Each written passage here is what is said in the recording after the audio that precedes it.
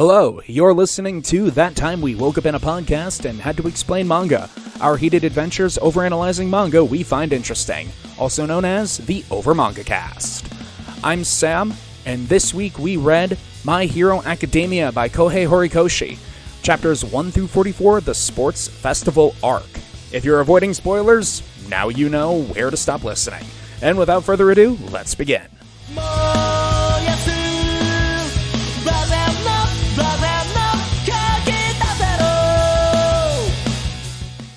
Hello everyone, and welcome to episode 2 of the OverMangaCast. My name is Sam, and this week we read My Hero Academia, the smash hit, literally smash hit. Ha, that's a joke. We read chapters 1-44, getting all the way through the sports festival. As from my experience with Hero Aka, I watched the first 3 seasons of the anime and enjoyed it immensely. And I haven't gotten to watching anything beyond that because I'm very lazy, but I was already a pretty big fan of Hero Aka before going into this, so I was pleased to read the manga. Next up, Matt here. I am really only familiar with My Hero Academia by having the dub play streaming on in the background while I worked on other things.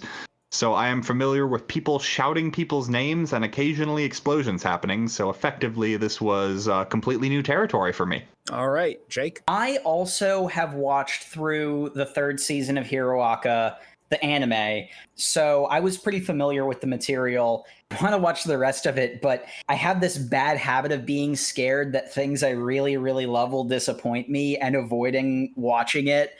I really need to stop excuses to not continue watching, and reading it is hopefully going to be that for me. This is the first time I'm actually reading it, so something of a different experience. And Jay here. So the extent of my knowledge of My Hero was, I would say, first couple of episodes, and I'm probably in the minority here, but I was not too taken by some of the drawing, the art style. It just was not my cup of tea, so I kind of backed away from it, did not, indulge any further. But Hero Aka came up on our reading list, and so I decided to take the plunge, and this is you can honestly say, my first read-through.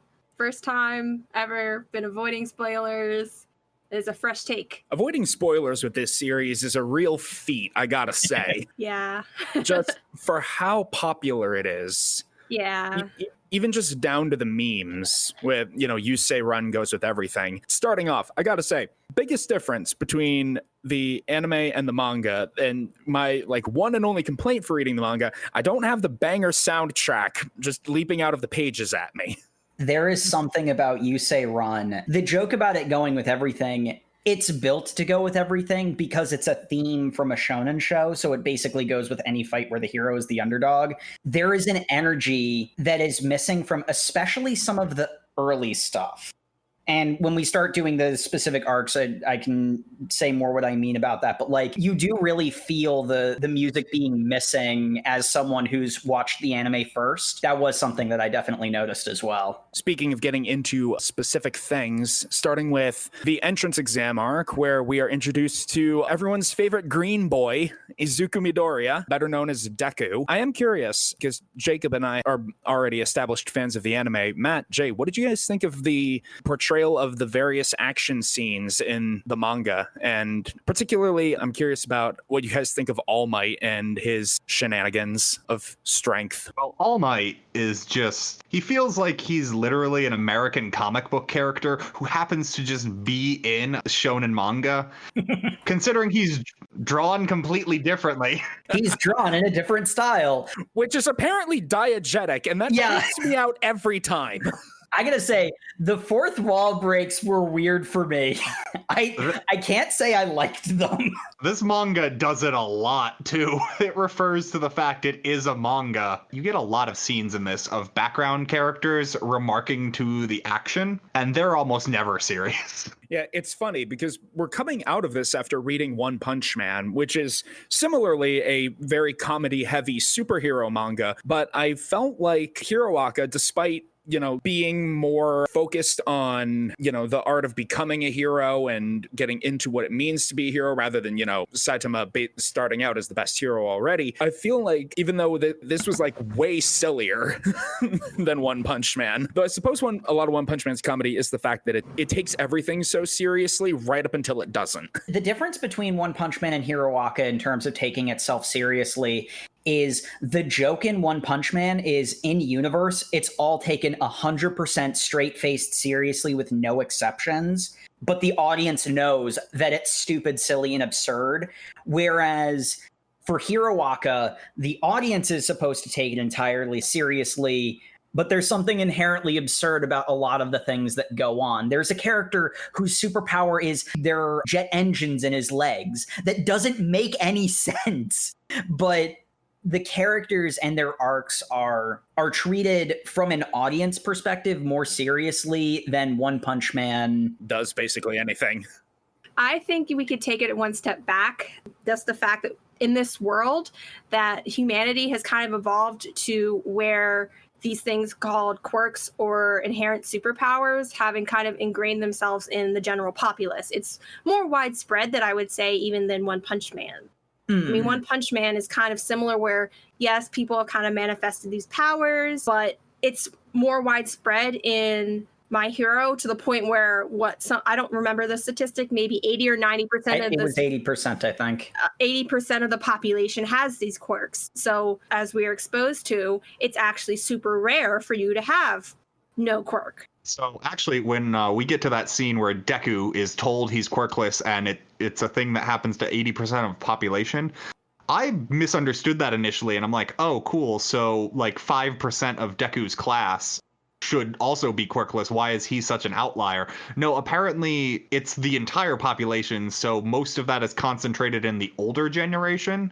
It becomes a little more clear later on, which really got nailed home, man. Like, why are they treating Deku so bad for not having a quirk when it's apparently 20% of people don't have quirks? By Deku's generation, which is like the fourth generation of people having quirks, at that point, it is a freak of nature moment. That's something you'd expect like your three greats grandparent to be like, I remember back when there were none of these superpowers. They even flash back to the fact that the Olympic Games is a shadow of itself, because what do you do when everyone has superpowers? There's no point of having Olympians, showcasing their extreme strength, endurance, or whatever, because that's, the standard now. With regards to the Olympics, like, do you allow people like Ida to be in sprinting events? Then it's just a quirk show. And if you don't allow quirks, you're removing the vast majority of the population at that point. And either way is inherently unfair to one of the two groups, either those with quirks or those without it. It is sort of interesting that like you can see the shift, and the absurdity of the society to some extent is like that's the world that those people live in. It's not like the X-Men, which Hero Aka draws pretty heavily from, where the mutant population, which mutants are basically people with quirks. Quirks are mutant powers.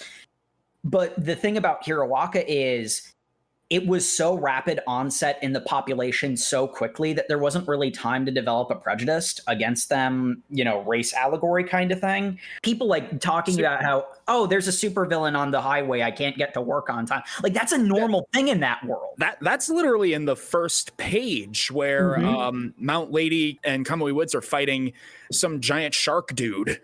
He's just a giant villain as far as I know. That also brings up, I think in those first couple of pages, we also get background characters explain the state of this world is that the only people allowed to use their quirks are superheroes, if I understand correctly. Well, I would say allowed to use your quirks in any type of large-scale capacity. I'm pretty sure, like, behind closed doors, people use their quirks. This is explained a little later in the series, but it's more like quirk use for combat is regulated to heroes. Yeah. That's kind of what I'm getting at. So if you had like a quirk that allowed you to fly, you could still fly to work? Fly and fly back. Yeah, you were allowed to do that. Another one is if you have a quirk that's like electricity based, you could work for a power plant and like generate electricity for a city. One of the characters, again, this is later on, but it's not an important plot point there.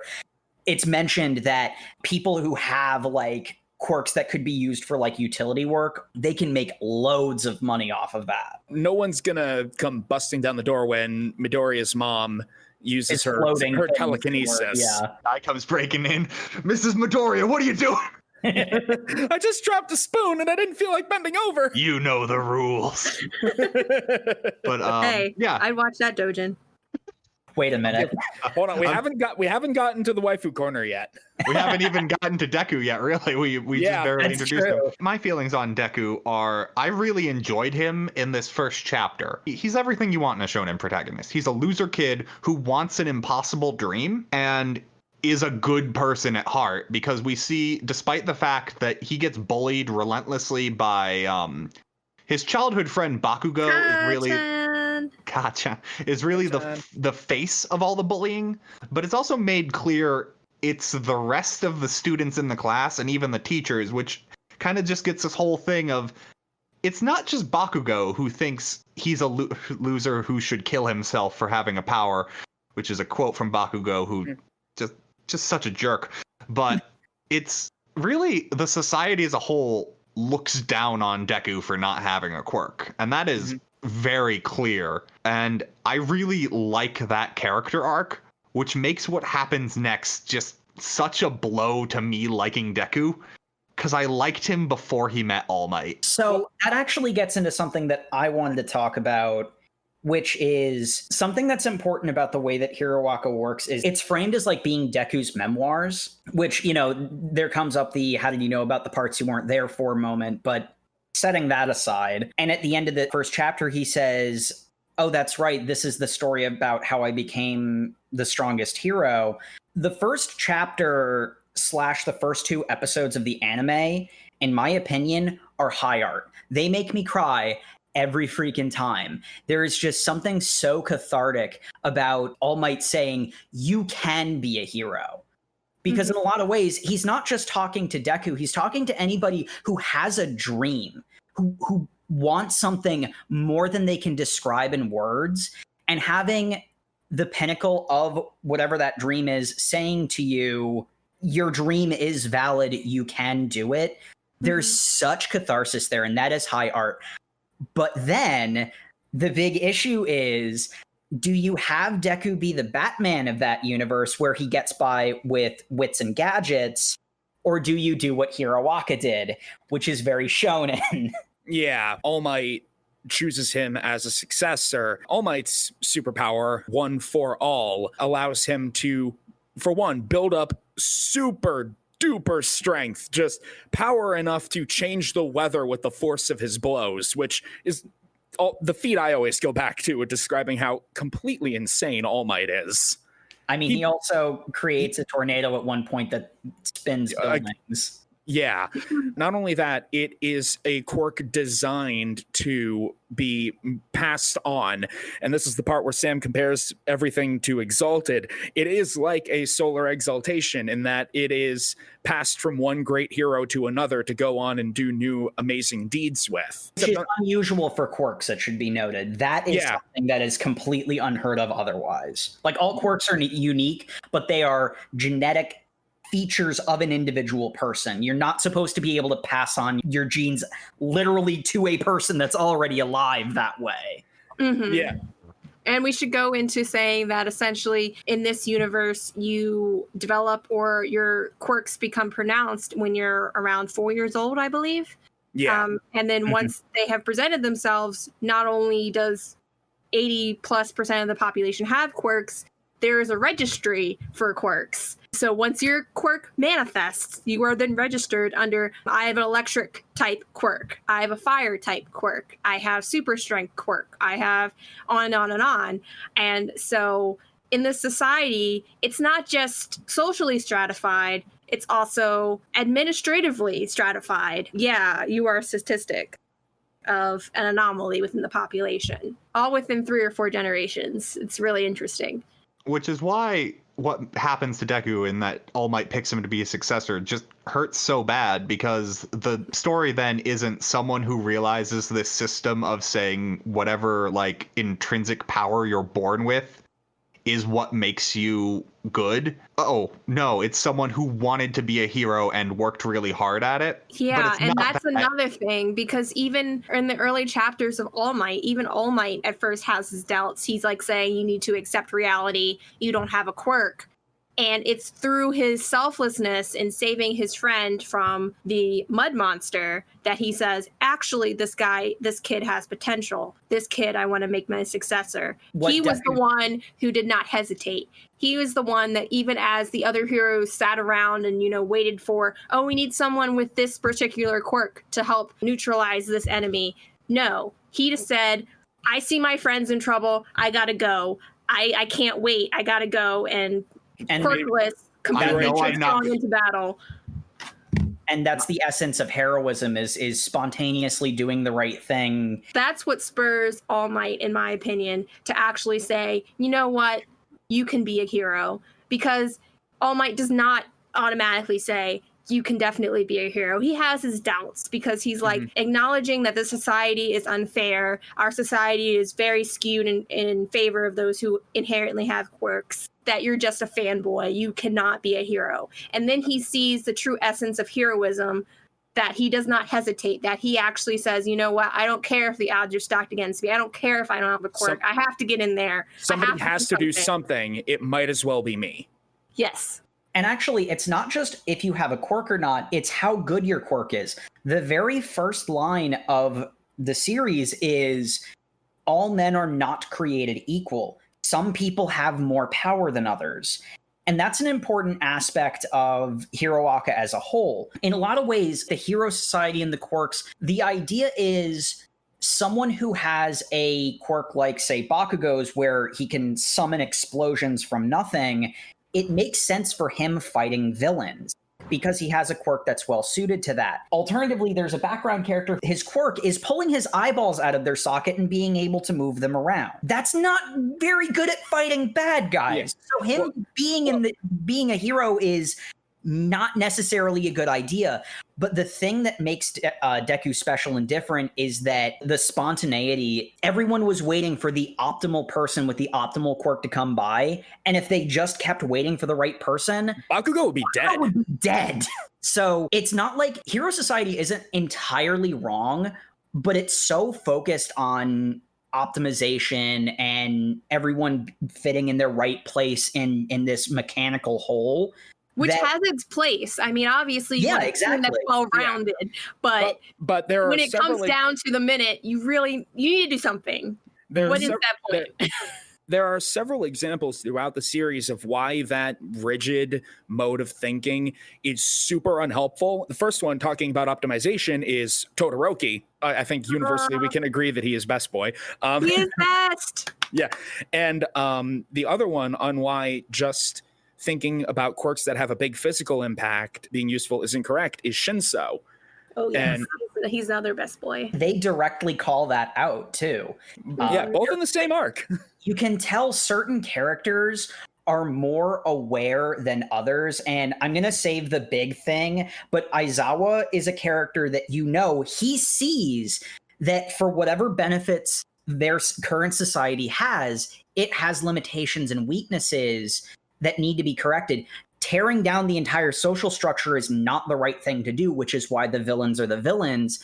But society has something inherently built into it that is wrong. Someone like Deku doesn't really care about that, who's going to dream his big dreams regardless. Or someone like Aizawa, who is willing to take a hard look at the good and the bad without saying, oh, well, that's just the way things are. For All Might, when he first meets Deku, he dismisses Deku out of hand. You don't have a quirk. It's not worth even considering. Yeah, like not even All Might is immune from this. But when he sees Deku commit to an act of spontaneous, genuine heroism, it reminds him of who he is and spurs him to action. And you see, like, All Might as a character starts to realize there's something wrong with society, and Midoriya is potentially a part of what could change that. So before we get too far afield, I do want to circle back to what Matt said that kind of started this whole little tangent. Matt, you were saying along the lines of Deku, you didn't like that he was,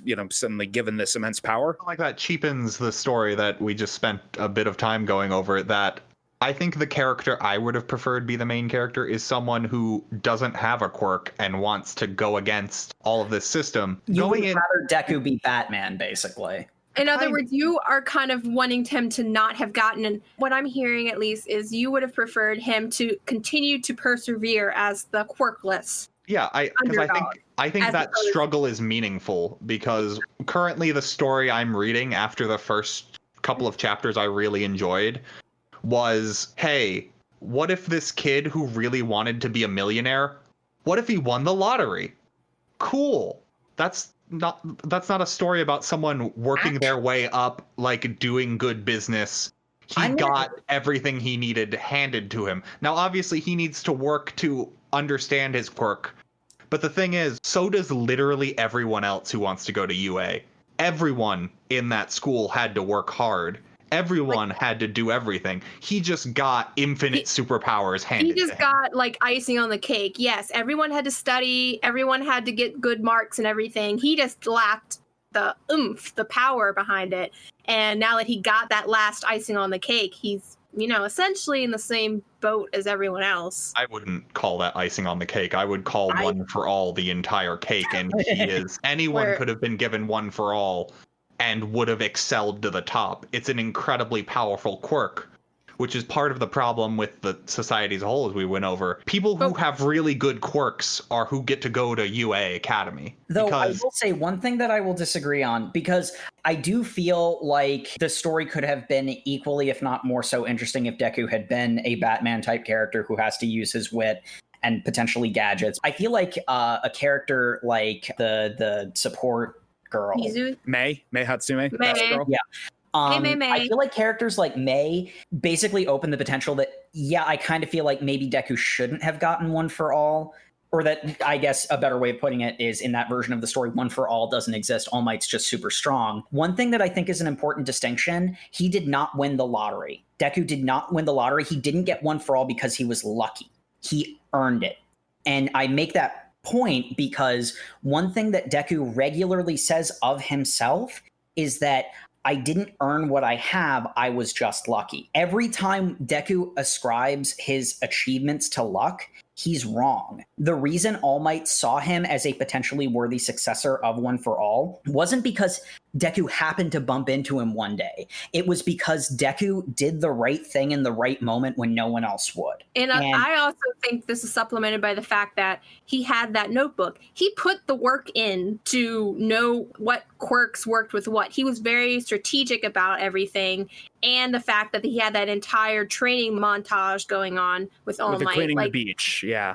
Yeah, he put the work in for this One for All. It's not, this kid just happened to be bestowed by some stranger, quote unquote, that he ran into. Oh, now I have powers now. He actually put the work in with essentially a complete stranger who was inspired by, his initiative and his desire to really do what was right. And he said, okay. I mean, at first, All Might kind of brushed him off as being a fanboy. He said it several times. He's just like, you're just a hero fanboy. You're just a hero fanboy. And, if you really want this, you got to work for it. And he did it. I don't remember. Yeah, join the cops. That's a fine profession, is one of the he gives. But you know what? He put in, I don't know how many months, like, what was it, 3 months before? 10 months. He put in the work. And it's like, yeah, you really earned this, kid. I mean, he's not just a fanboy. He would have copped out like with the first month or two. He actually did it. Here's the thing. I'm going to say, as brings us well into the entrance exam arc, where we get to see everyone who wants to go to UA, which is basically the school you go to be a major hero. Everyone who makes it past the preliminary exams to get to that school has put in the work. Like, I'm not saying he lucked in that way. I'm saying that's what it makes it sound like, as he just got lucky. I'm saying he put in the work that everyone else had to. I do see what you're saying, Matt, and I don't entirely disagree. It's just there's an important distinction because the story actually calls it out. It's not that he got lucky. And one of the things... Let Matt say what he wants to say. Yeah, okay. I agree with that, but I think narratively, the story kind of wavers whether or not, because I think it's easier to point out in specific instances as we go through the arcs, but I think the narrative itself kind of wavers on whether or not Deku, like, if he's a good hero because of One for All, and if he can control it, he'll be a good hero, or if Deku's a good hero because he puts in the work and is good at everything else and is just using the weapon he's been given. I think that there's a later point that we'll get to that I think is a major thing with regards to that point. But like, one thing that I have always said about My Hero Academia from my first experience with it has been something along the lines of what you're saying is, a part of me really wishes that One for All didn't exist, and that Deku became a strategy and gadgets based hero, because a lot of heroes do use gadgets, and having Deku be quirkless and get by with having the right tools for the job and using his knowledge and quick thinking, and having him live in a quirk society without a quirk, I think is a direction that the story could have gone. I personally like One for All as a power for a lot of reasons, but it's the opportunity cost. Do you make the story more Shonen Jump, or do you double down on like Deku's character conceit? I mean, in all fairness, just knowing where the story goes, I don't think you could have made the same story with Deku being a Batman type quirkless, because I think that would require a much deeper character, which means you couldn't have just the vast cast of side characters that is clearly important to the story it ends up being about. And I think that's a good transition point to get into UA and Class 1A, because we have the entrance exam where after Deku does his 10 months of training, beefing himself up to become a proper vessel for One for All, because that's the thing. This quirk is so incredibly powerful that if you're not tuned for it, you will rip yourself into teeny tiny pieces. I'm always reminded of Halo Fall of Reach, where the Spartans first receive the Malonier armor. They're shown a video of them testing the Malonier armor, and just a regular human, but this really trained soldier gets put in it. The armor reacts and enhances his movements so much that just by lifting his arm, it shoots his arm up and breaks it, and his pained spasms cause more extreme movements that basically shake him apart. And that's what One for All does if you're not ready. So Deku putting in the work to be ready to use the power, and even then he's still not freaking ready when he goes into the entrance exam. It just won't instantly kill him. The first example, after seeing All Might Detroit smash the mud monster, we see the first example of Deku's amazing power and what ends up being the conceit for pretty much the entire series, when he goes to save Araraka from the 0.4 villain. Clench your butt cheeks, kid, and scream it from the depths of your heart. Smash! And now he's got a broken arm and 2 broken legs and is falling. This is a bit of a side note, but just something that I want to mention because it was something I noticed immediately. If anyone out there is someone who has watched the anime and wants to move over to reading the manga, be aware the beginning's kind of rough. A lot of the hype moments that the anime, especially the first season, was built on are not as big in the manga. Some of the art in some places is kind of sketchy. Once we get to the USJ, it really once shapes you up. About the USJ, it's basically, the anime is almost a direct translation of it. But that was something that I immediately noticed, is that the pacing feels different and not as good. I think the pacing is wildly better in the manga. Yeah, that's what I was about to say. Well, I think that's what kind of distances me from the anime, because the anime kind of jumped into it, and I feel like I was able to ease into it much better with the manga. Perhaps if the anime had been... I should maybe clarify. I don't mean pacing of the arcs. I mean pacing of the action scenes. I didn't... Some of the pacing issues of the anime as a complete season storyline come from just directly translating manga into anime, which tends not to go that well. Ask Dragon Ball. Because just the 0.4 villain, the way that action set piece is done in the anime, every moment builds, that goes into the fact that the soundtrack isn't there. You Say Run is tuned perfectly to it. There's a bit more dialogue and the language is a bit more flowery, which builds up to this moment of this gigantic smash punch in the face moment. I don't even mean this as a pun. There is so much less impact in the manga than there is the anime because it's a couple of panels. Yeah, it's just a couple of panels, whereas the anime really they went hard. Studio Bones went hard. That's a very minor issue with the manga, though. Like, if you're just reading the manga straight, I mean, you guys would be better comment on this, but I feel like that's not that much of an issue for you guys, Jay and Matt. I am not constantly comparing the thing I read to the thing I didn't watch. That is a little better for me. Getting into the actual academia part of My Hero Academia, real quick, Class 1A, favorite non-Deku character in Class 1A? Totally based on what we read, or up at this point, like what I would have said, because 100% Yuga, Mr. Naval Laser, who the manga does not make it clear it's a naval laser up until his quirk is named. False. Yeah, he specifically says in his quirk is explained, it is from his navel. He's not like pelvic thrusting. He has pelvic thrusting. He is pelvic thrusting. It's just not a pelvic thrust laser. It's not a crotch laser, everyone. Love Yuga. Yuga is my favorite because he is never in front. He's always in the background, just looking smug and living his best life. I think it's because you see yourself in him so much. I feel that's why. I live my best life. I do. Yeah, living the best life.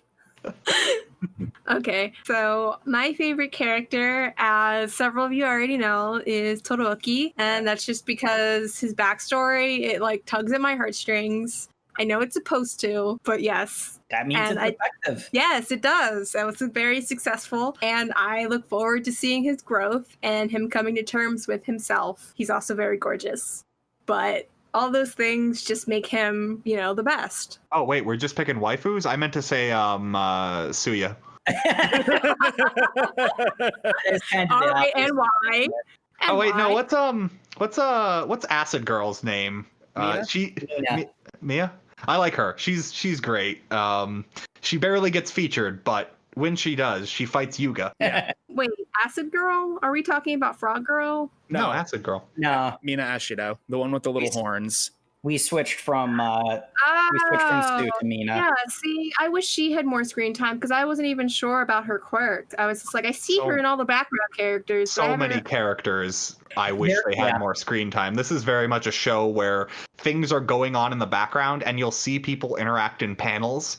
But if they are not the main focus, they're ignored. Yeah, because I'm like, I've seen her, like, when you describe her, I'm like, I know exactly who you're talking about, but I'm like, I can't think of a scene where she was featured, and so I really can't, draw on, I mean, I'm sure I like her, but it's just like, I don't know anything about her, so it's just This is probably a good transition into the battle trial arc, because that's where this really becomes effective of... Well, hold on, we didn't hear Jake's favorite 1A member. No one cares about Jake's favorites. Jake, you don't have any favorite. Your favorite is who I tell you it is. I don't think that's how that works. But yeah, it's sort of funny because... like I said, this and Horikoshi has actually outright stated that this is very much inspired by X-Men, and the original idea of X-Men was, let's have a cast of thousands. Somebody's going to like at least one of the characters, and Hiroaka follows in those footsteps very much. Just going to throw characters at you, and you're just going to like them all of them. And like the thing is, picking a favorite is tough. Probably Yaoyorozu. I think that she has a really fun character arc. To some extent, I know in the anime more of the stuff that happens with her, so that's affecting my judgment. But it's like I like so many of them. I like basically all but one of them, and the one I don't like is the one you're not supposed to like. And it's like, okay, who do I think of the most? Because because a lot of them are like, if they're not Deku, if they're not Bakugo, they have if they're not Deku, Bakugo, to a lesser extent Uraraka, to a lesser extent Ida, they're basically not on screen featured as major characters. Kirishima, because he's so popular and Bakugo's friend, has been getting more and more screen time with time. But like, that's sort of the thing. They're all really, really likable, except for the one you're supposed to hate. On that note, I don't like that we're supposed to hate him. I don't like that Mineta exists. Exactly. It's kind of like he's thrown in there to be like, hate this character. You're supposed to hate him. I'm going to put all the negative traits in him. So, Well, it's like Fucking diaper baby. pervert character who gets punished for his perversion. And okay, good, he gets punished for his perversion, but I'd rather he just not be there at all. The jokes aren't funny, and the object lesson isn't going to mean anything to anyone who has his actual character traits. Yeah, I also feel like it's all of his character traits, and not to say that they're quote unquote bad, because I know that they are tried and true manga, anime traits. But I feel like they're just too hyper focused into this one character, and I would appreciate if we had these lighthearted jokes more spread out, since we have such a dynamic and such a large cast, as opposed to just Mineta does, Kaminari could do in a less hateable way. exactly. There's no reason for Mineta to exist. Spread the hate, not just hyper focused in one character. I disagree. I think Mineta existing proves a very valid point.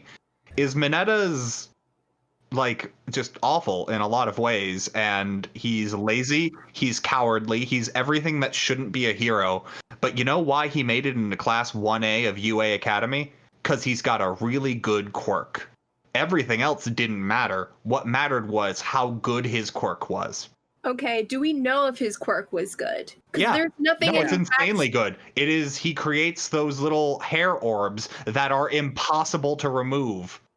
But we don't go into what his scores were. We don't know how well he Apparently he did really well. There are a couple of panels in the USJ arc, I think, when basically we're forced to have Mineta be in the active party because he's with Deku. But they were explaining how he got through the entrance exam. He just set up sticky ball traps for the faux villains. Like he's a freaking demo man in TF2. His power is exceptionally good for being a hero. It restrains non-lethally people, which is insanely useful for hero work. It is a power that is very unlikely to be used villainously, and is very well for what you would want to have for a hero. He's like the opposite of Bakugo, whose power is only destructive and really well more suited for villainy. That is an interesting point about how about the another commentary on the flawed nature of the quirk and hero society. I had actually never considered that. Like, Mineta does get his, little moment of heroism in the USJ arc where Deku essentially tricks him into doing the right thing. Like, I know we're skipping over a few things, like we should perhaps take it in order in that case, because we will get to that. Yeah, so we were going to the battle trial arc. Yeah, the battle trial. Skips over the quirk apprehension test, but that was very much just a sports festival. Yeah, and we already basically got out everything that we needed to in that, explaining, talking about Deku's quirk. It really just introduced the class to you. It served its purpose. So we get to the battle trial arc, which is their first day of class, I believe. No, it's second day. First day is the quirk test, and then the second day is battle training. And they all get their costumes. Which, by the way, I want to mention this. I kind of love that All Might is kind of an idiot. Like, he's this super powered, really nice, really flashy hero. It's the heroic ideal that the entire society aspires to be. Yeah, and he's kind of a crummy teacher. He needs cheat sheets for his lesson plans. He one of his students explains the lesson better than he does. Yeah, yet another reason to love Yaoyorozu. And we see this in the battle trial arc where the class is split up into teams of 2 and have to go and basically either outfox or outpunch each other. here's an interesting question, because this is the sort of thing that never really gets brought up that much. Do you think All Might rigged the lots? Because it seems a little bit odd to me that Deku is friends with Uraraka, friends with Ida, and knows Bakugo from his childhood, and it's Bakugo and Ida versus Deku and Uraraka. Like, that seems suspicious to me. We get a lot of underlying themes of All Might conveniently being in charge. Like, it's kind of hinted at that All Might was really going to campaign for Deku if Uraraka didn't come in and give him an excuse to let him into UA. Well, yeah, like Deku, like All Might specifically says that he was not one of the judges that got him in on the rescue points. But I think he probably could have. Like, it doesn't come up, but I think All Might depends on Deku getting into UA and doing well. They do state later that All Might does know Nezu, who is the principal of the school, and has final say on those sorts of things. Yeah, which again gets into the business-like underpinnings of the Hero Society, which unfortunately we stopped before Stains, so we don't get to discuss that more. But hey, yeah, back to the battle trial. So anyway, the battle trial. We have what is essentially Ida and Bakugo playing the villains, which Bakugo is more than happy to do, versus Deku and Uraraka, because we need to pair those two lovebirds together immediately. As far as I know, and I could be wrong about this, but I'm pretty sure Horikoshi started off with the characters as adults and actually changed it to be their high school years going up to adulthood. And he originally had, which, because this is pre-production stuff, may happen, may not. It's obviously going to happen. But Deku and Uraraka were actually married in the original version already, that he did previously. So yeah, what Matt was saying, got to get those lovebirds together. Got to get those lovebirds together. You got to get those sparks flying. Though, actually, speaking of Bakugo being on the villain team, one of the things that I think is important to understand about Bakugo's character, because, like, you're not supposed to like him, but he is supposed to be sympathetic in his own way. He actually doesn't play a villain very well. Ida does. Like, Ida gets into character, but Bakugo, he forgets that he's even doing a school trial thing. Yeah, he's just pure energy and pure rage, to the point where there's no cohesive, well, it's not he doesn't have any complication to him. He's very straightforward, very simplistic. That's an important thing about Bakugo, is that although a lot of times people portray him as he's dumb, or he's not, he's very focused and straightforward. He is at least as smart as Deku, if not smarter. And it's touched on a few times over the course of what we read, but also in the future, it gets explicitly stated Bakugo might actually be smarter than Deku and better at analysis. I mean, you can't draw on of what is, We're talking about what we read, so. What we read. I mean, this is a first read through for me, so you can't draw on what future happens. The point, though, is Bakugo has the ability to analyze opponents in the same way Deku does. He just most of the time chooses not to, because up until he joined UA, he had the best quirk of anyone around him, bar none, and could just brute force his way through any problem. He had technique and skill to the way he fought, but he didn't need to use the analytical skills that makes Deku so effective in a fight, which is something that actually comes up in the battle trial. He is the archetypical smart kid in high school who went to college and realized he's not the smart kid anymore. He's just a kid. And how incredibly straightforward he is. In the battle trial, it's the villains have to protect the MacGuffin. So it's like prevent the heroes from getting the MacGuffin for 15 minutes. All right, so I'm just going to go beat the shit out of that weakling Deku and that little puffball Uraraka, and they won't be able to get it, right? Okay, technically, yes, but you should collaborate with your partner. Okay, I'm going to go kill them now. And he just runs off and lets Uraraka get past him because he's so obsessed with beating Deku. Which kind of makes sense, because at this point we get his backstory, but at this point he's also seen Deku's had a quirk this entire time. Which or that's what he thinks. Well, As we've established, though, there's absolutely no reason he would think anything otherwise, because people don't get quirks. Mm-hmm. Like, it's a biological thing. So, and he emphasizes that as well. The only thing he can assume is this little weakling he's picked on his entire life has been hiding a quirk that is 10 times better than his. And the only reason Bakugo could possibly think for that to be the reason is he's making fun of him and looking down on him. And Bakugo, the one thing he cannot stand is being pitied. Because since he's been 4, he has had everyone in his life tell him what a cool power he has and how that makes him such a good person and such a good hero. Because that's what this society is. This is a society that if you have a powerful quirk, you are a better person. Mm-hmm. And it's really this flashback that, despite the fact I know I'm supposed to hate Bakugo, I really can't anymore, because it's not his fault. He's a product of the society he's brought up. And, like, All Might's a great hero, but we get introduced to Endeavor later, who's the number 2 hero, and I would argue has basically the exact same personality of Bakugo. I am very strong. I am a good hero because of how cool my quirk is. I'm the best and I deserve to be here, because that's what the way the world is. And he's not wrong. And Endeavor, it commits many crimes against humanity, because Totoroki is everyone's favorite little eugenics project. Yeah. Hold on. The world also doesn't disagree with eugenics, is kind of the other.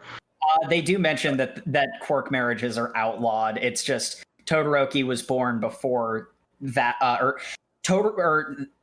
Endeavor married Todoroki's mother before the quirk marriage law. So, like, people were concerned about the eugenics thing. They were probably outlawed for the obvious problem of, like, human rights in that situation. Yes. I don't think they were outlawed because the society disagrees with eugenics. Well, okay, that's a fair point. That is true. They do talk about, like, family lineages of quirks a lot. And how some families are better than others because they're... It kind of... That's where it starts going down a dark turn of these people are not equal, and the fact that Deku isn't genetically better than people, I guess, is fine. But Deku's just so close to what I want in a main character, and yet not. And it's that, like, uncanny valley of how close he got to my ideal shonen protagonist and then fell short is really what kind of offsets him for me. Yeah, which is understandable. Yeah. I do 100% get where you're coming from with that. Hiroaka is exactly my shonen trash, which is why I'm able to overlook it. But you're not wrong about the story being thematically stronger if Deku never got a quirk. Here's the thing. We get to see what a Deku who just worked by being quirkless would be like in the fight with Bakugo. The majority of that fight is him knowing his opponent and quirklessly beating him, which ticks Bakugo off to no end because he thinks he's holding back out of pity, which Deku's not. Yeah, to the point where he uses the big super nuclear kill shot move in his costume. Which once again goes into the idea that as much as, because it's like the villains think of Bakugo as being more like him than the heroes. Like Bakugo, if you do not pay attention to him as a character, if you ignore the flashback of his backstory, he seems like just a terrible person. He seems like just an antagonist, a roadblock for Deku to overcome.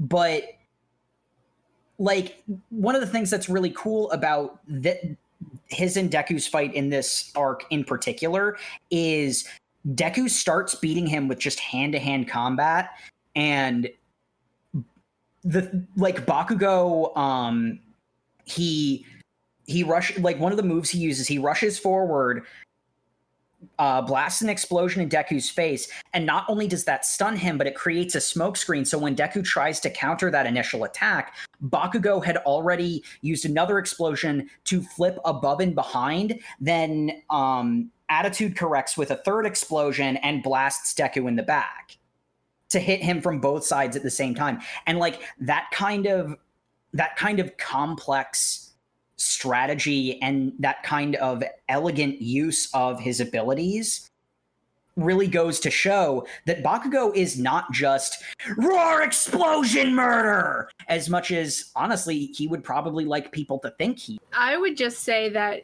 I never thought that he was possibly lacking in intelligence. I just thought he had an anger issue, because that just seems to be. He definitely has an anger issue. There's no thinking about that. That's just true. Also, yeah, I never had it. There were no qualms over whether, is Deku more intelligent? I'm like, no, it just kind of seems like he has just anger issues. I mean, in all fairness, Bakugo was also first in his class. Yeah. uh-huh. A lesser series would have Bakugo just be an antagonist, is sort of what I'm getting at.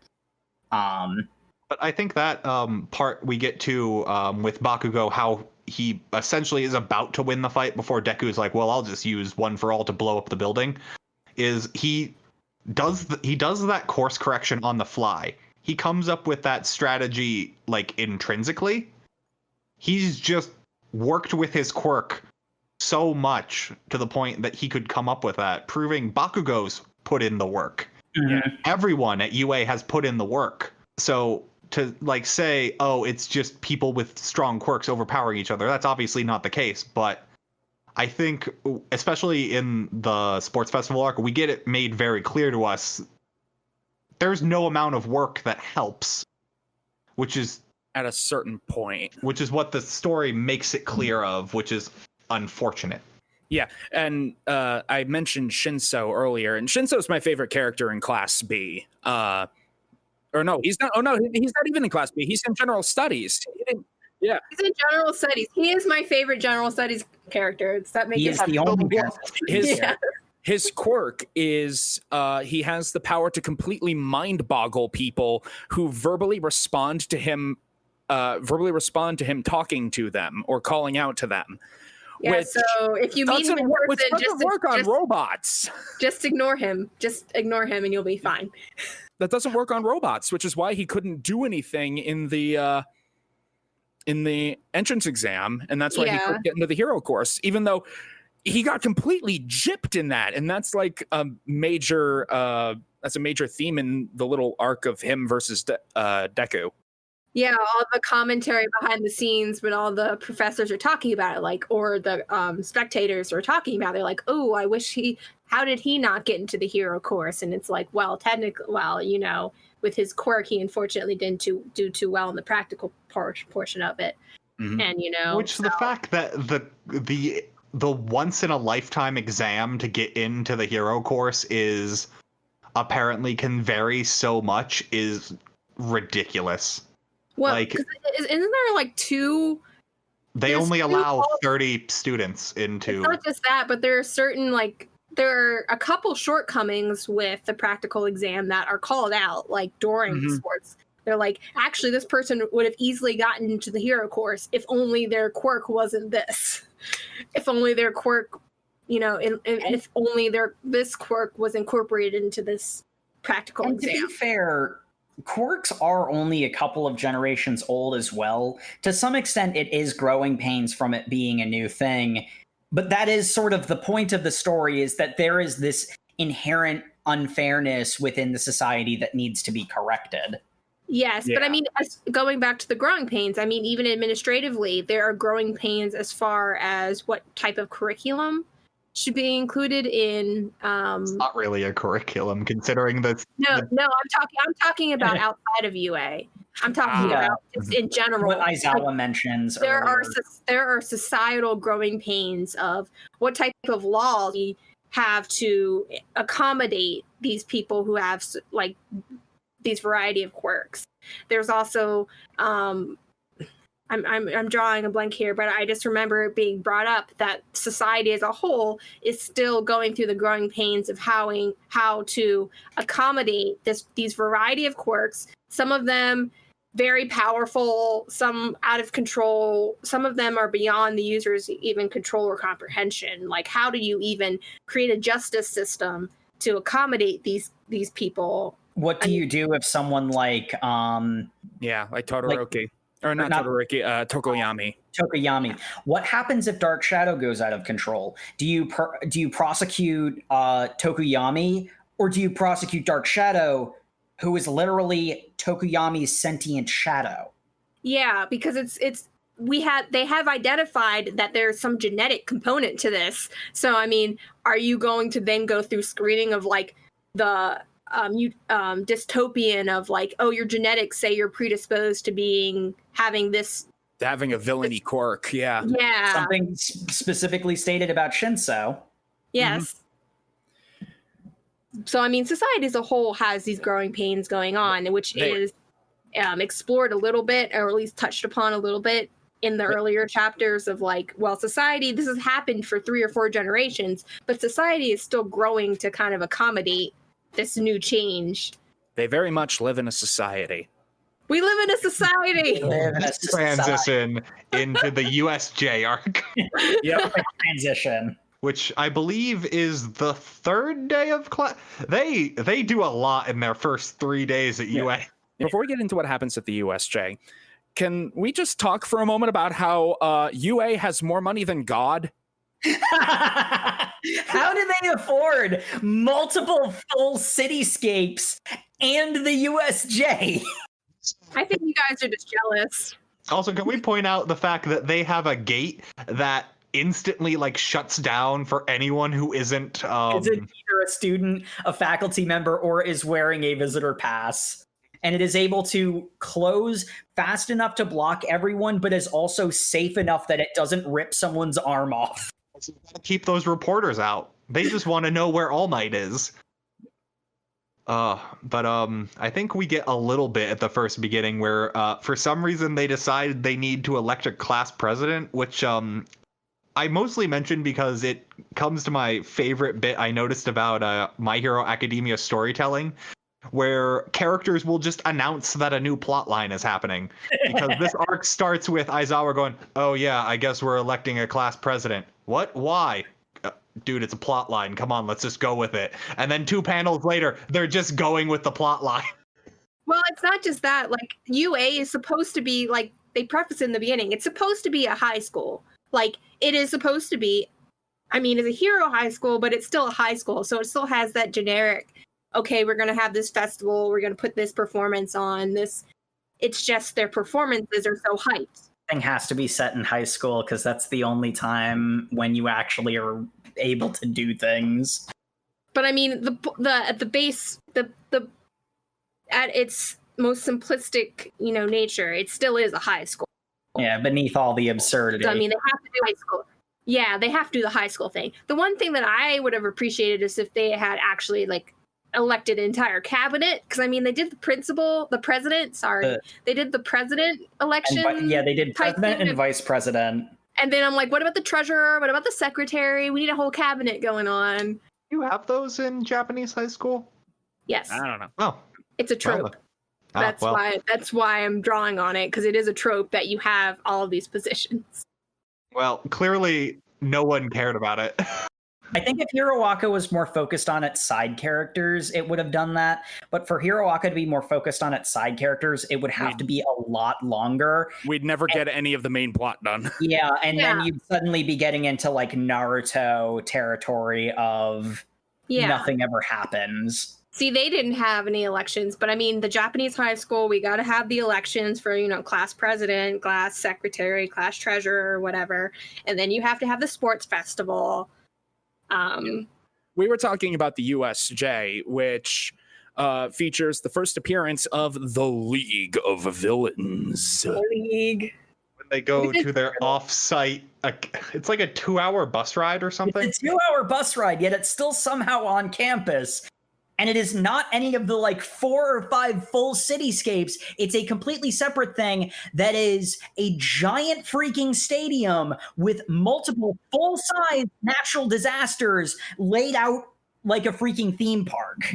So I was of the impression when I was reading it that it was an adjunct like facility, not that this was all one campus. Like they could drive through the city and then go to an adjunct campus that is still under UA.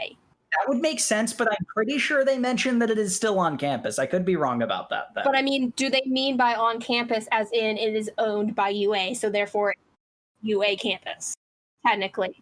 But I mean, like, kind of like how it's Hiroaka. It's inherently absurd. This is look. UA has more money than God and more influence than entire world governments. Moving on. they are the world government. Yeah, League of Villains. Good old Hand Man. And man, Itchy Scratchy McBad Touch and the Goober Gang show up to kill All Might. Which I love that villain because that's just Horikoshi bragging about how much he loves drawing hands. which I appreciate because as we have to admit, how many artists, how many creators express that they hate ears and hands. This is a mangaka who specifically says, I love drawing hands, and he just goes to town with it. This guy's costume is hands. It's like hands. His villain, the mask for his villain costume is just a hand on his face. And on his head, he has like a whole bunch of like hands. And like grabbing his shoulders and his arms and his legs. Shoulders, his arms around his neck. I just find him more efficient because he never has to ask anyone to scratch his back or his head. This guy's got it made. I don't think he can move those hands. Shigaraki is a really interesting villain because he starts off as described in the aftermath of the USJ incident by the pro heroes. He's a bit of a man-child. He lives in a society, and boy howdy is he going to let you know it by just throwing a temper tantrum and smashing things. But he is the worst. Like, his philosophy is like, oh, he doesn't have one. Society, but taken seriously. Like, he's like the worst kind of. No, he says heroes are inherently violent, so I guess that means villains can be inherently violent too, right? Both sides are wrong. And then All Might is like, you don't actually believe that. You're just. And he's like, yeah, you got me.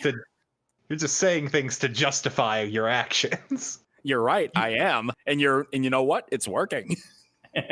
But yeah, so I think the USJ arc is where we get the first real distinct we saw it in the battle trial. Whereas if you aren't the main characters, all of these things are happening simultaneously, and if we were in a more traditional shonen, we would flip between them constantly. Yeah, show every single, because something that happens early on in the arc is a bunch of people get dispersed throughout the USJ by one of the coolest villains of all time, Kurogiri.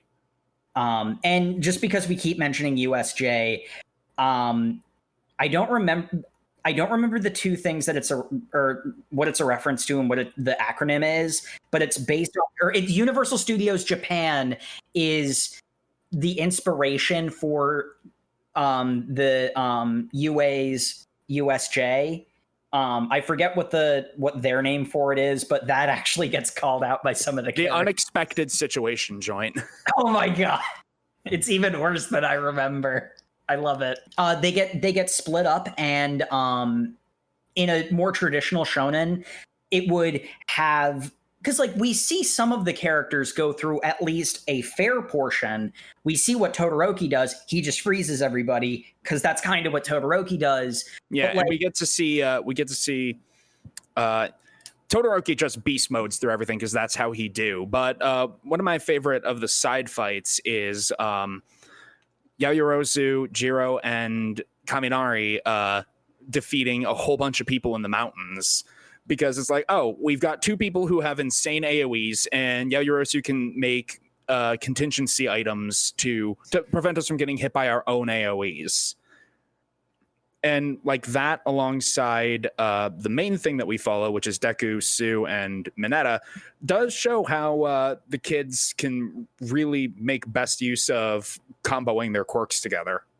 But we only see the tail end of Bakugo and Kirishima. We don't see Tailman. I don't remember the names of. No, it's because I really like that character.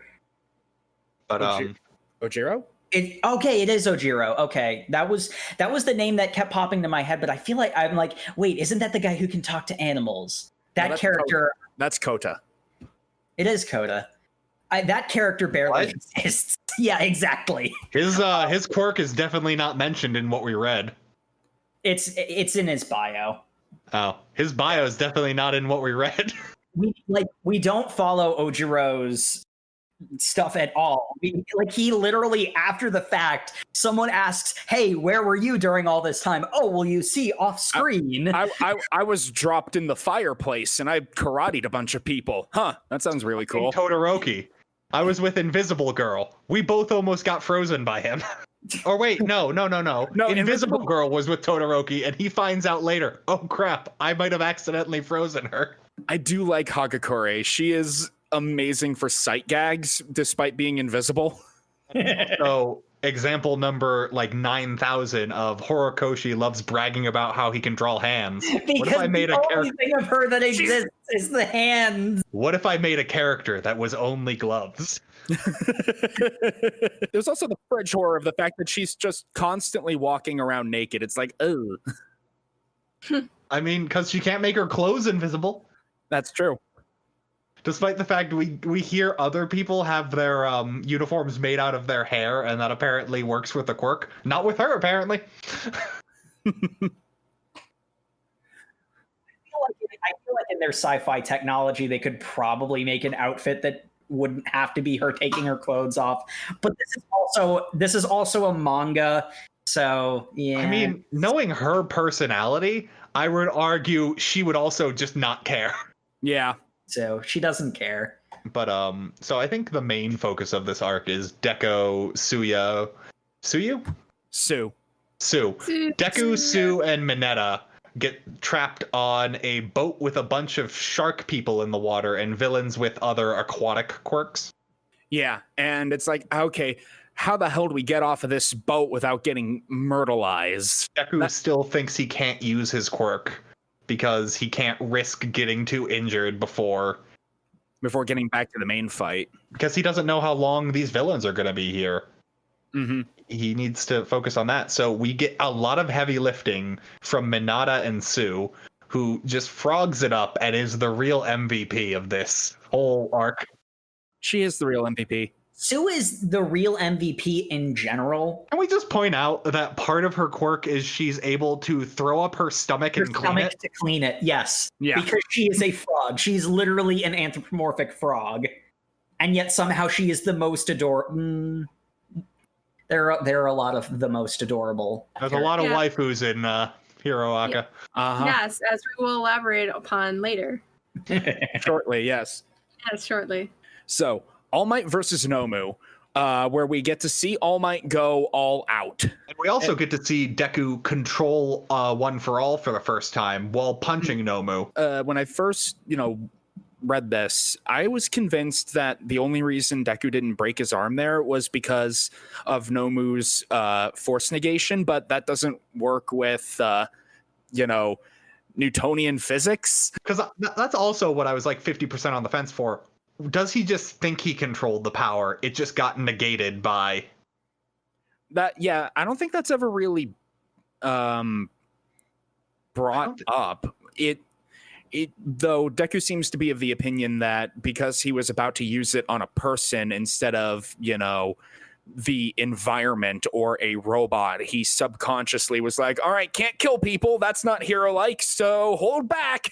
Good on everyone in this arc, really, because I don't think anyone talks about Nomu as if he's a monster, which is a real change of pace coming off One Punch Man, because when I saw him, I'm like, oh, yeah, that's a monster. He's going to get squatted.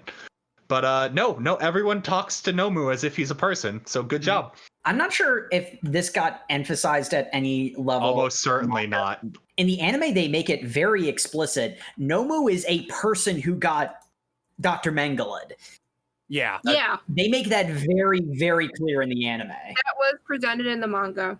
Yep, the bioengineered monster designed to kill All Might. Oh, that's right. They talk about it after this when yeah, okay. But then we get the plus ultra moment. I am a massive sucker for the big damn hero moment and just the extreme showing of power in manga and anime. So just All Might saying, I'm running out of time. I am almost going to collapse out of my muscle form.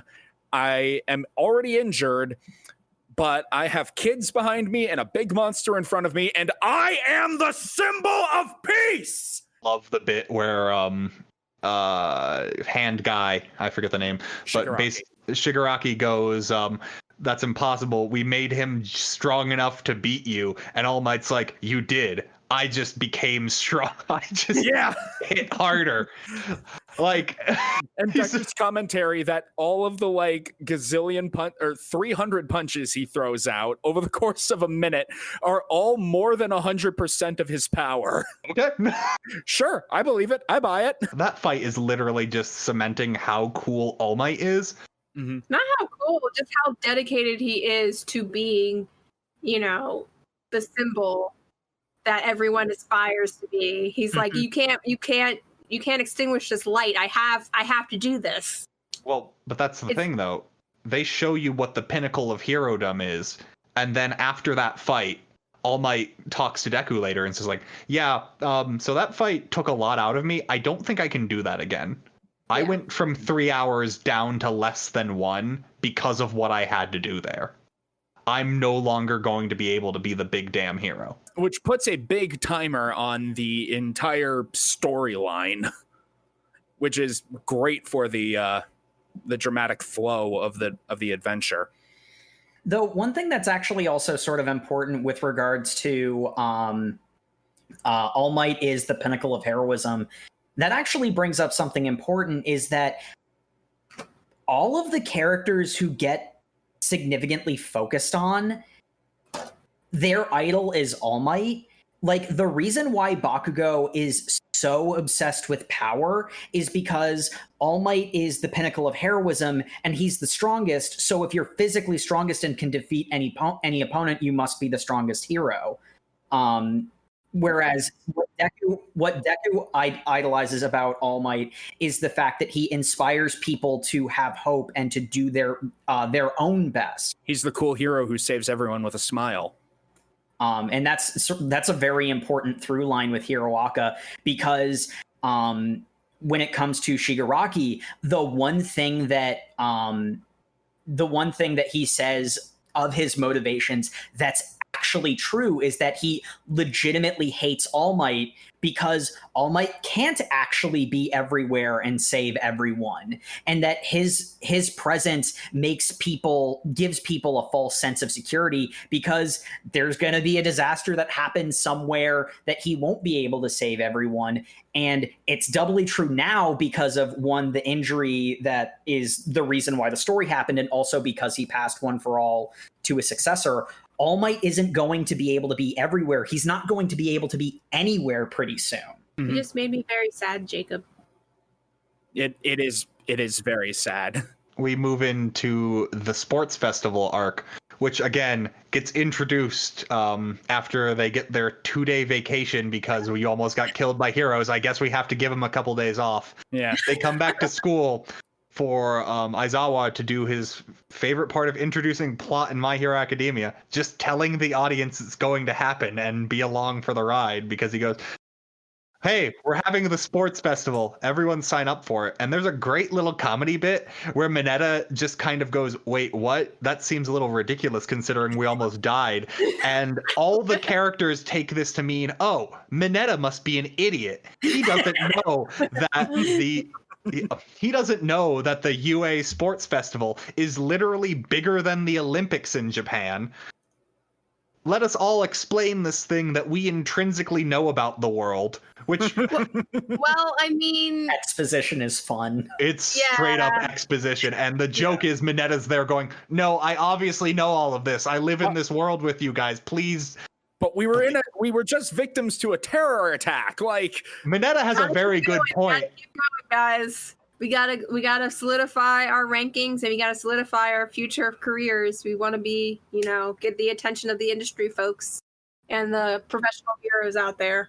That's the thing that feels like a little iffy about the world building of My Hero Academia. And granted, we're still very early in the manga. I don't expect world building for a brand new manga to be like solidified all the way through. but the fact that a high school sports festival is bigger than the Olympics. But I mean, that's what we were talking about earlier, about how with how widespread these quirks are, the Olympics would evaporate because everyone is elevated It's to a the point. high school sports festival as opposed to. Here's the thing with regards to that. As is my understanding from like third-hand knowledge, because I have never been to Japan, but what people who have been to Japan have said of it is that when you're in elementary school, you work really hard to get into good middle school. You work really hard in middle school to get into good high school. You work really hard in high school to get into a good college. You work really hard in college to get a good job. And then you just toil away at your job until you retire. And the idea that it's like, okay, 2 days have passed, you've had enough rest after your life and death, near death experience, go into this thing that is all about your future career is a bit of a like mocking send up of how ridiculously career focused high schools in Japan can be, which is also the reason why literally every manga ever is set in has the main character a high school student, because high school is basically the only time in stereotypically, and again, third-hand knowledge, but it's the only time when you are old enough to do fun things, but not so old that you are toiling away at your career from dawn till dusk. Exactly. But you got to make sure you make all the right choices in high school. Like it's yeah. The sports festival being so ridiculously huge is basically it is supposed to be, look at how ridiculously stupid it is that this is such a big deal. Yeah, and a big deal it is, because what I found a little odd, again, as part of the world building, throwing up how completely insane this world is, and some of the flaws in it. They take the entire student body, put them all into one event, and then they'll only accept like 40 people into the next one. Why? Well, it's probably going to just be like the members of the hero courses. Let's be real. Can we also talk about how it seems like for this thing that is as big as the Olympics and draws a huge crowd, the events appear to be picked like completely at random by whoever is in charge of hosting it? Because it doesn't seem like anyone's prepared for a certain event to be happening. It's, well, we decided to do this. Deku remembers like previous events, so I think there is some rhyme or reason to them. There's an aside that the events are slightly different each year. They're slightly different. It's not like completely revolutionary, as in like Deku's drawing comparison between previous years. He's like, oh, that's like such and such from previous whatever. So I mean, like, everyone has an idea of how it will go, and that's why oh god, I forget the name of the hero who is the professor or the teacher, but she's essentially Rated hero? Midnight. That essentially she's like, let me explain it, because like all the students are already like, oh, I know what this is when you do this and that. And I love Midnight. She's actually great. wait, yeah, is it too late to change waifus? It's never too late, Matt. Oh, good. But yeah, it's kind of like through whether osmosis or just because, you know, it's part of their culture, that they are aware generally of what the events entail by what the challenge is. But I'm not talking about like the students. I'm talking about like from an audience. What do you mean? Like people are paying to buy tickets to go to this event. Yes. Which, from what I understand, the box, like considering the office appeared to be people who are professional heroes looking for sidekicks, this is much more a business expo than anything. I guess I'm confused by why it's so jarring, because I mean, there are parts of this where I feel like it was explained that this is like it's a job fair kind of type thing, like show off your stuff thing. As is explained by other best girl May. Yeah. Yeah, she really does push I'm literally only here to get scouted. It's May where we're introduced to the fact that not only does Hero Aka, this insanely big building, have a hero course, but we're also revealed has a support course, a business course, and a general studies course. Yes. That's where we realize that this class is much larger. Which it would have to be, considering how huge this building is for only 90 people, right? It would not have to be. Because think about it. If you're a hero who has a large-scale quirk, It could easily be that large. Yeah, that's true. They do make the doors bigger, especially for... Yeah, in case there are big people. Wow, this door is big, but that makes sense because some people have really big quirks. Is exposition I'm saying to myself because the audience needs to know that. Can we just go into how, like, worthless the idea of a general studies course at Hero Academia is? I go to this prestigious Hero Academy, and I'm in Gen Ed. I'm getting my high school degree in Gen Eds from Hero Academy. We don't know more about Gen Eds. Like, is it bits and pieces? I'm assuming, like, I would think that if you're going in Gen Ed to this Hero Academy, you'd be getting a bit of everything. So say you're not in the Hero course, but you might have some Hero courses and some marketing courses and some business courses. So you come out more well-rounded. I would argue they're not getting any hero training. I think they're explicitly not getting hero training. But here's the thing about that. As far as we know, the business support and general studies diplomas that you get from UA are just as prestigious as the hero diplomas. It's just heroing as a job is given more emphasis in society, which kind of gets into the idea of everyone is pissed off at the hero course for stealing the spotlight all the time because they all do stuff too. Don't we count? Why is how hard you punch someone the only thing anyone cares about? And that's something that is brought up very specifically in Shinso's storyline, not just that he very probably should have been in the hero course, but wasn't because of the unfair nature of the practical entrance exam, but also the stuff that the other courses are doing isn't nothing either. It's just treated like nothing. We've already pontificated enough about how this society is fucked up and needs some severe work. Yeah, they live in a society, and so do we. But we gotta talk about the big highlight of the sports festival arc, Rematch. which is the Cavalry Match, right?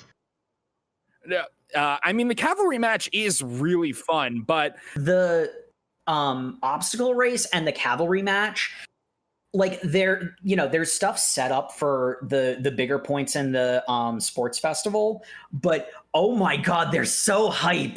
Like they are very hype, but we are here to talk about the most hype thing in the universe, which is Deku versus Totoroki. Yeah. Where Deku severely mutilates himself in order to convince his friend to stop being a little bitch and fight me for real. Show me your true power, Shoto. That's true friendship. That's true support right there. What? I thought that was a really good Totoroki fight. I didn't think it was a very good Deku fight. I thought it was because it demonstrates his character. He is someone who's like, no, I want you to recognize your full potential. I don't want you to half-ass this. I understand. Deku is a Boy Scout, and he's doing the right thing. But how Deku gets around that fight is, well, I'll keep flicking at him and breaking my fingers. I just have a limited number of shots is the, like, roaring tetsu. And obviously, enduring all that pain, very impressive, very good shonen protagonist. But there's not, beyond that, a lot of strategy. There's strategy, I would argue that, but it's not what you would expect from a strategic main character. It's what you would expect from, I have a really good power main character. That's true to an extent. I find that the fact that Deku goes from, the big punches to just using the finger flicking attacks, it's stated he's doing that to drag the fight out so he can wear down Totoroki in a battle of attrition.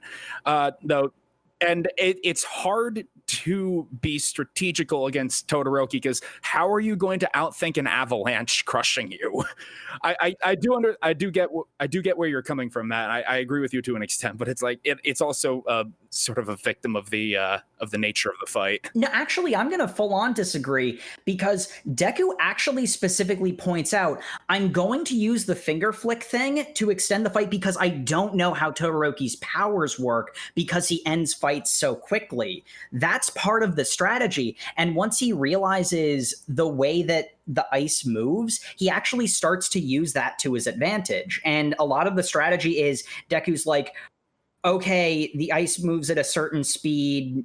I can like the ice is slowing down because he's chilling his own body with his own ice. So I'm going to try to move in now. And Totoroki counters that strategy with, yeah, but I can also do it. I can also do a small ice attack and freeze your arm at close range, which is something he hadn't shown up to that point. And the strategy is Deku is doing everything he can to figure out what even is his power, like what even are the limits of his powers. Yeah, it's a great Totoroki fight, is what I said. It is. I would argue there are better Deku fights. And what I like about Deku as a character, this is very much Todoroki's stage. It's his spotlight. Deku is there to facilitate that. And really, True. I think my other problem with this fight is this is one of the few things I heard and was hyped up about My Hero Academia, but it's coming off the heels of Bakugo versus Urahaka, which is just such a better fight. This is one of the things that I just absolutely love Hiroaka for, because the entire audience is booing Bakugo for air quotes toying with Uraraka and or beating up on a girl. Yeah, they're like, how dare you beat up on this fragile little girl? And he's just like, fragile what? Aizawa calls out, he like specifically calls out a member of the audience. It's like, if that's what you're taking away from this fight, you can just go home now. Yeah. Because you shouldn't be a hero. Look at what's going on down there. He is respecting her because he knows if he slips up or doesn't take her seriously, she will beat him. And it then zooms into Bakugo concentrate face because he knows that if he slips up, Uraraka will take advantage of that and will beat him. Yeah, I mean, females can be villains too, and if you're just gonna go easy on them and just all of a sudden say, well, I can't hit her because she's a girl. Oh no. That's a great point from a world building point of view, because the amount of people in the audience we get who are upset this fight is happening is kind of weird, considering, for one, the sports festival as a whole wasn't gender segregated, so this was obviously going to come up at some point. And part two, they're training to be heroes.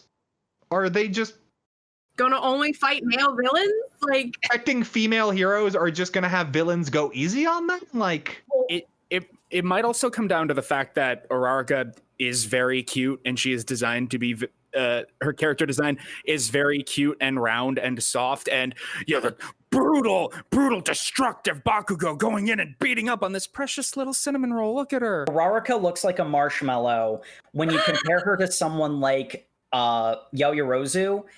If it was Yaoyorozu getting blasted by Bakugo, I don't think anyone would have made a comment. But that is... The comments aren't, she's so cute. The comment is, how dare you do that to a girl? Which I understand where you're coming from, but that's not what they're saying. No, they do also mention she's cute and innocent. Like, they do specifically call out the way she looks. And you'll note that Yaoyorozu, the vine hair girl from Class B, they don't get comments like that. And Yaoyorozu lost pretty hard. She just gets slapped out of the ring by Dark Shadow. But nobody makes a comment about Tokuyami being bad. But they do specifically call out how cute Uraraka is. And the thing is, it's like they're bashing on Bakugo because, oh, he's being mean. But the thing is, they're also not taking Uraraka seriously because she is round little cute marshmallow girl. I gotta say, honestly, that fight is probably one of the best fights I've ever seen with a female protagonist in a shonen manga ever. It's so good. That whole fight, because it's like, and like the strategy that she comes up with to be able to utilize her quirk in an arena that is almost built against her. It's genius. And my favorite part is in the aftermath, Bakugo comes up to Deku and is like, I bet you gave her that idea, Deku, you stupid little nerd. And he's like, no, she came up with that on her own, dude. Yeah. You got outfoxed entirely by her. How's it feel? That was all her, man. I was not involved. He didn't even tell her. Like, she flat out refused his notes and said, nope, I'm going to do it myself. And she almost did. And yeah, that's the really cool thing, because one thing that they make super clear is she almost won. She had Bakugo on the ropes. Bakugo's howitzer impact, the thing that he used to destroy the falling rocks, he has like maybe 3 of those in him on a good day. And he was already fighting for a while up to that point. That's why he explains that his costume design. That's why his costume is built to let him do that more than once. Yeah. And just like the other thing that's so cool is like the way that Araraka loses, where she just like she's got nothing left after that, and she basically just passes out on her feet, but she's still trying, even though she's like almost completely unconscious and just like, no, I can keep going. Like that's like, she's such a strong character. I love her. She's everyone. It's yeah. Everyone loves her. Everyone loves I love how strong she is. She puts on a tough face for everyone who like comes and go, hey man, we're really sorry you didn't win. You put out a good show. It's like, it's okay. I'll do better next time. It's when her dad calls her that she breaks down into tears. She saves that for only her parents. Well, she didn't even want her parents to see that. It was just the fact that it was just her and her parents on a phone. No, it's when they called her that, because she was trying to put on a brave face for them too. Yeah. But she's so passionate. I just really appreciate that fight just because Bakugo is like, it's like Bakugo, Aizawa, and Deku are the only people in the arena who are taking Araraka seriously. Yeah, exactly. And the fact that he pays her a very good compliment. Everyone else is really trying to admonish like her own strategy, her own capability. And he's like, I did not see any frail little girl out there. I saw a worthy opponent and I was going to take her down. Mm-hmm. And if you do, then you should just go, because there's that one guy who it's like Aizawa calls him out in specific because like he makes a pretty pointed comment at Bakugo. I think you're combining what that one random guy said and Rock Skin Dude says that when he comes back. I highlight the fact that Bakugo, like everyone, Ida was even like saying, you think he's gonna go all out on that girl? And he's just like, no. I mean, like everyone had their doubts. And Bakugo was just like, no, I saw her as a worthy opponent, and I was not going to, hold back. She definitely earned my 100%. It's also worth noting that if he didn't take her seriously, he legitimately would have lost. Yeah. Ida's saying, surely he doesn't mean to go all out on her, and Deku just going, oh no, he will. He will. He will. I think he does not discriminate. I think that's a through line we get early on in the obstacle course of Deku coming to the realization everyone who is participating right now is doing it to be on top. And if he tries for anything less, he is going to be left behind in the dust.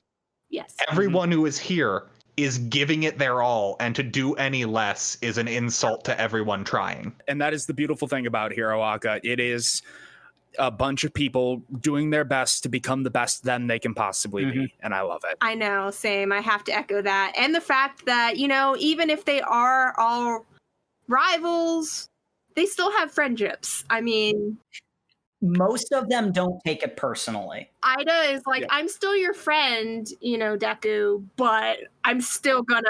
I need to compete directly against you because I have, up until this point, I have been using you as a crutch. And that's bad for me, and I need to be the best me I can be. And then that sort of transfers to Araraka during her fight with Bakugo, where she wanted to take the advice from Deku on how to beat Bakugo, but she's like, no, that's exactly what Ida was saying in the cavalry battle. I can't just use my friend as a crutch. I have to do this for myself. Exactly. All right. I really appreciate that we got this entire tournament arc. Like your typical part of a shonen anime is have the tournament arc, except we get the brilliant decision that Deku is unconscious for half of it. He loses his fight by default and is unconscious for the majority of the fights. And Totoroki versus Bakugo is the last one, and even that kind of just comes to a close. It's a good fight, but it's really just a capstone for everything.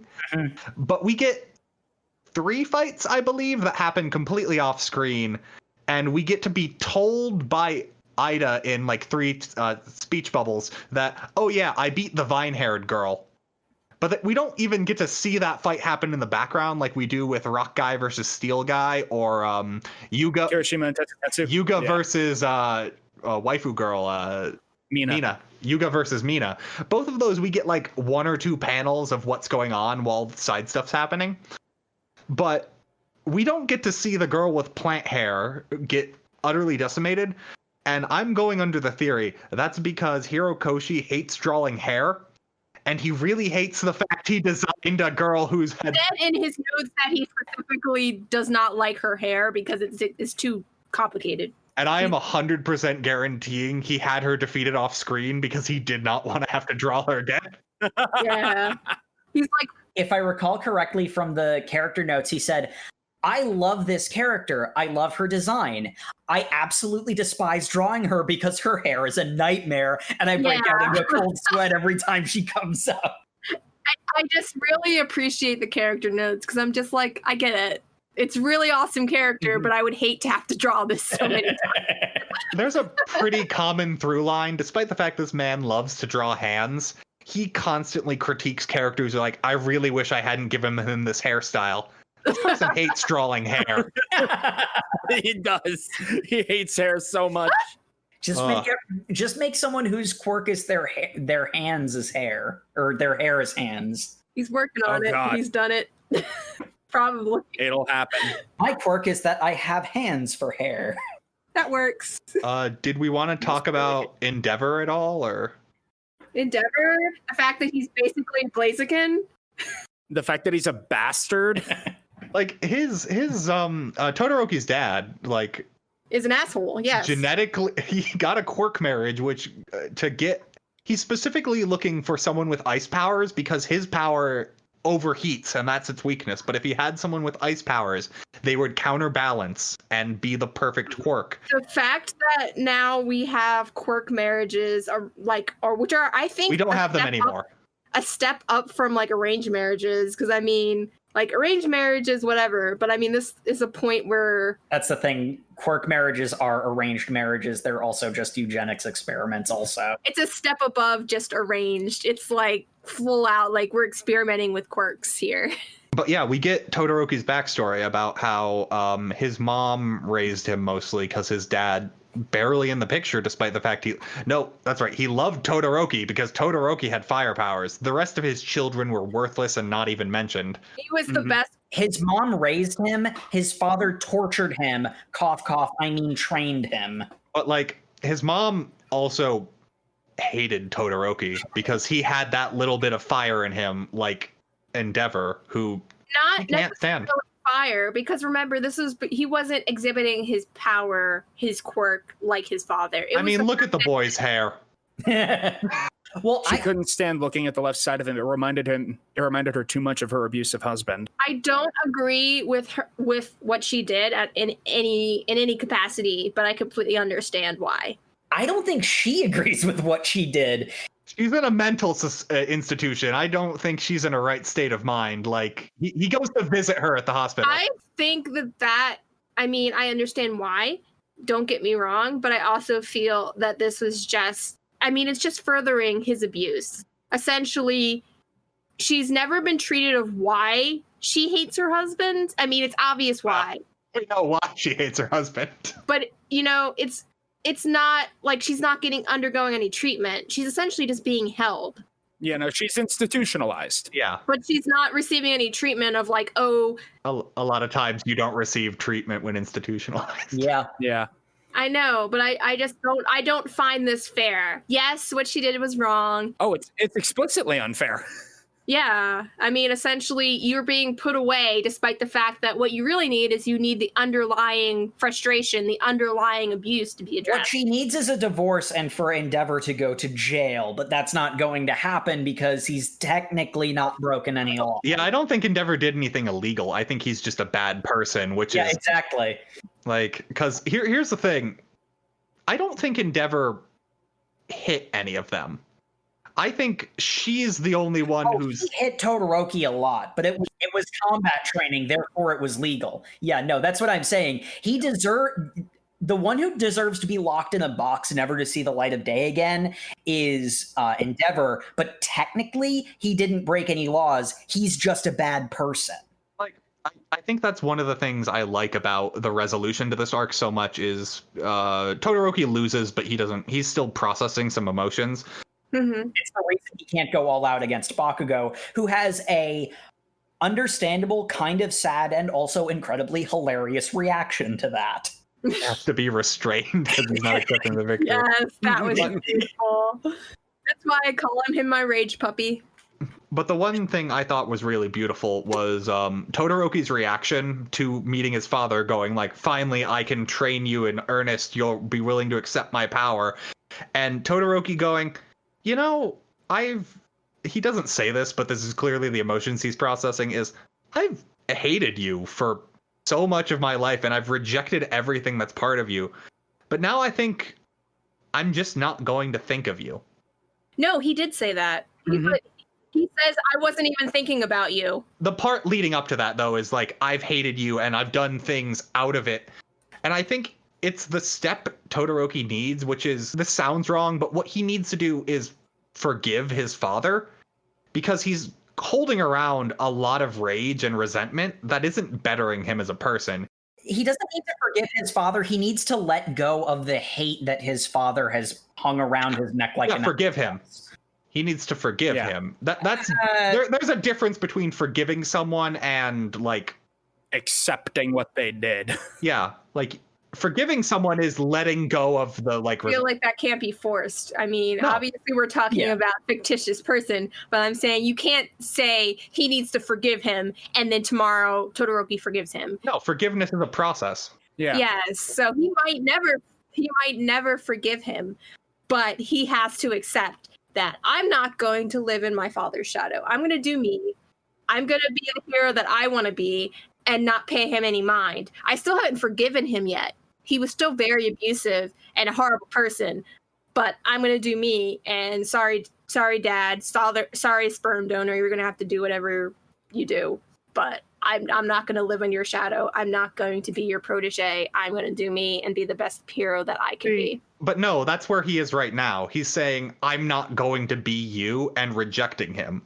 And because of that, like, his fire isn't useful. He's still using his ice quirk only for the most part, and that's hindering his progress.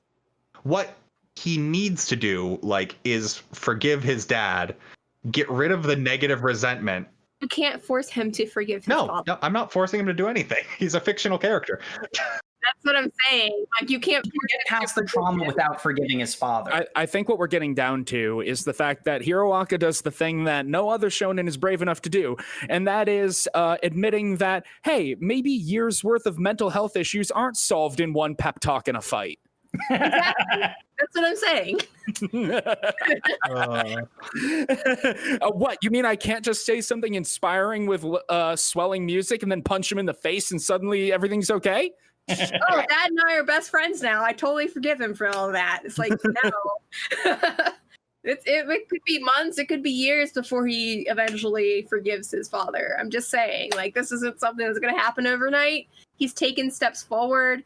He's going back and remembering what words his mother told him, the same words that Deku kind of said, that you kind of, if you want to be a hero, you have to be your own hero. You don't have to be your father. We see the first steps of that is he goes to visit his mom for the first time in years.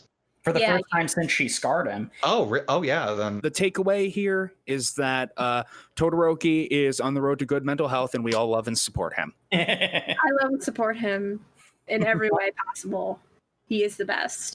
Personally, I love the phrasing of the dub where sort of like this idea of he needs to be his own hero and not be someone in opposition to Endeavor, not be another Endeavor.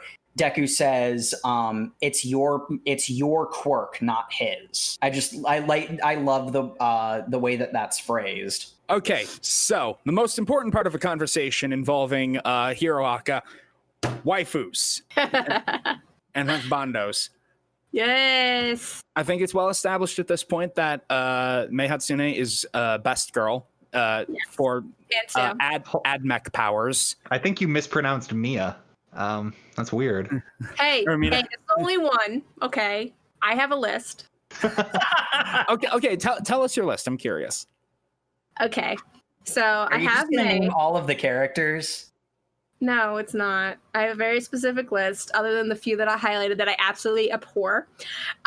So May is definitely on best girl list. Just because all around I appreciate her charisma and the fact that she sells herself. She knows her niche. She's great at it.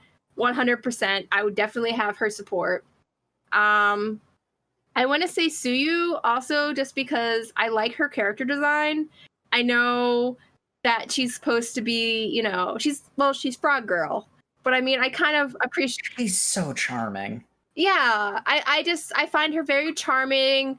I find her very quirky, but in a quirky way that, is kind of adorable. She is her best self. Best girl definitely would have to be. I like Jiro, Kyoko. Yeah. Yeah. Yep. Just like her because she just reminds me of like all around tough tomboyish. I know it's a trope, but I like her as well. I love her too. And her quirk is awesome. Jax. Yeah. I love them. Unfortunately, my true answer, we didn't get to her in the reading yet. So part 2, look forward to it. For what we did get through, though, I've already said May 1,000 times, but also Midnight. And she's a trash pick, but Mountain Lady. Mount Lady's pretty great. She's great. Yeah. She's such an awful person. She's a thought, and I love it. Gotta put those assets, guys. Gotta get that free Got my wallet. It's free. She's pleased to make your ass acquaintance.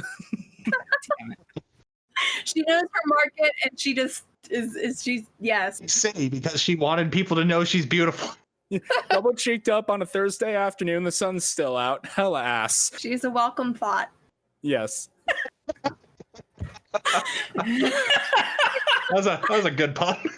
Yeah. I'll go. Obviously, best boy out of all the boys is Yuga, because he is just always in the background, living his best life. Because apparently that's what makes a good character. You all just simped on Suyu for, but apparently when it applies to Yuga, that's not true.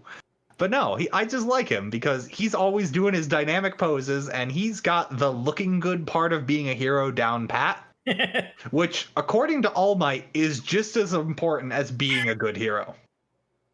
To be fair, the point he was making when he said that was inspiration is a big part of being a hero. Yeah, which and Yuga's very inspirational. Yeah. He is not. He did not inspire me in any way. I kind of like Mineta. But not like in a he's a good person in any way, but like I think he fills a niche.